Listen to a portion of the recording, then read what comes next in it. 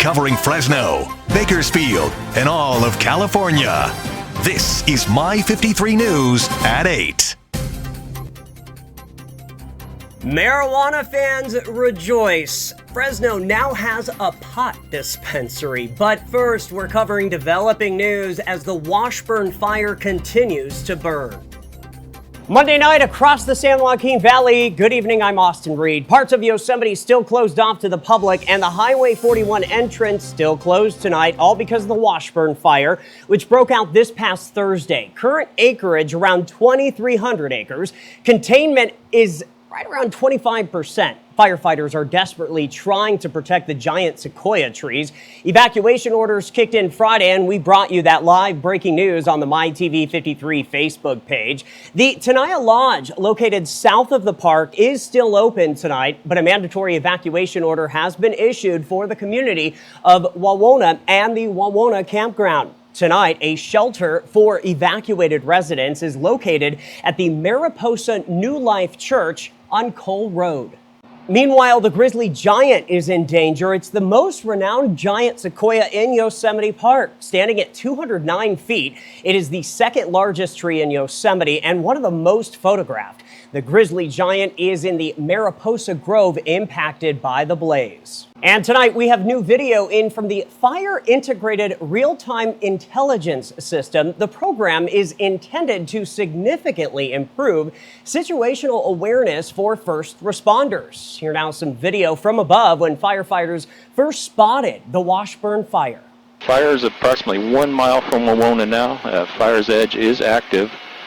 Coming down the left flank towards the heel, still all active back down towards the Mariposa Grove Road and Wawona Road, bottom of the screen. Do stay with MyTV53 News at 8 for continuing coverage of the Washburn fire.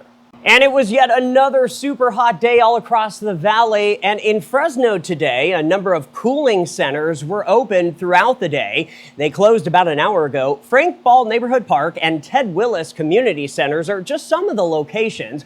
Cooling centers are expected to be open again tomorrow with highs right around 106 in the forecast Tuesday. And history was made today in Fresno as the first ever legal marijuana store opened its doors to customers at 10 o'clock this morning. But this pot shop will also double as an art gallery. We took a trip to Palm and Knees to see what it's all about.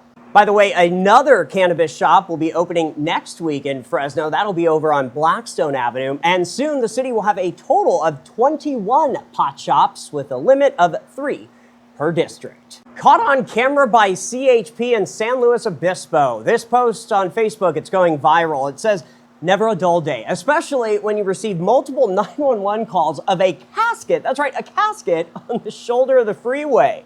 The department says the officer was a little nervous and hoped it was empty. And sure enough, it was empty. Crazy story there. We are covering the world now. In Australia, the city of Sydney is now cleaning up after another devastating flood swept across the urban fringe. The situation has been more heartbreaking after a local helicopter pilot was killed assisting in the relief efforts. Chief international correspondent Daniel Pizarro returned to the town of Windsor in Sydney's northwest and ventured into the flood-affected zones once again. It's a story you'll only see on MyTV53. Days after the urban fringes of Sydney were inundated by catastrophic flooding for the 4th time in 18 months, the cleanup is underway. The bent-over trees next to the Nepean River in northwest Sydney showing just how devastating the recent flooding was. We're in recovery mode. We have, as we speak, around 600 volunteers comprising of Defence Force, Fire and Rescue, Rural Fire Service, SES, Marine Rescue volunteers and workers out there amongst the Hawkesbury community helping out with the cleanup. Just downriver, the town of Windsor bore the full brunt of the surging waters. Many locals throwing out their damaged goods onto the streets, while enormous landslips show just how close houses were to danger. It's incredible to believe that just a few days ago, the Windsor Bridge behind me was completely inundated by the floodwaters. After the river receded, it was inspected and declared safe for pedestrians and vehicles, but many crossings remain closed as the cleanup continues. Emergency payments are now on offer for flood-affected locals to assist, but the damage is done, as farms and orchards have been destroyed, causing food prices to increase. Hawkesbury's the food bowl of Sydney. It feeds thousands of people with all the fresh produce that we create. And then we have our turf farmers. So it's a big primary production area as well.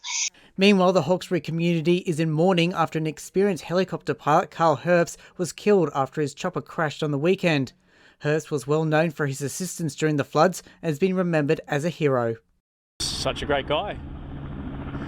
He was always one of those blokes that would drop everything to help anyone. An investigation is now underway into the cause. In Sydney, Daniel Pizarro, MYTV53 News.